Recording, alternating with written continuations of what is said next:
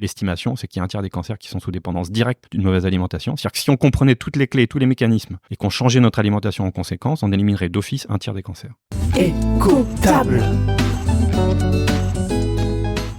Quand on fait de la nutrigénétique, on essaie de comprendre en quoi les gènes dont on a hérité ont une influence sur notre métabolisme, et donc éventuellement, c'est ce qui va nous orienter vers ce qu'on appelle la nutrition personnalisée. C'est-à-dire que toi, en fonction de ton génome, il faut que tu manges ça, ça, ça, et là, tu vas être en pleine santé. Bon, ça, c'est la nutrigénétique. Dans l'autre sens, ce qu'on appelle la nutrigénomique, c'est en quoi mon alimentation est capable d'influencer l'expression de mes gènes. Et c'est là où on est beaucoup plus dans la sphère, qu'est-ce qu'il faut manger pour échapper au cancer. L'épigénétique est de ce côté-là, c'est de se dire, je mange plein de tomates et je vais avoir moins de cancer de la prostate. Pourquoi ? Parce que dans la tomate, il y a plein de lycopène. Lycopène, c'est un antioxydant qui va avoir un rôle protecteur, etc. Ça, c'est de la nutrigénomique. Et donc, quand on conjugue les deux, effectivement, il y a à la fois une prédisposition qui vient de la nutrigénétique, et puis en même temps, on peut y échapper si on comprend la nutrigénomique. C'est rassurant, bien sûr, parce que ça veut dire qu'on garde la main quand même en fonction de ce qu'on mange.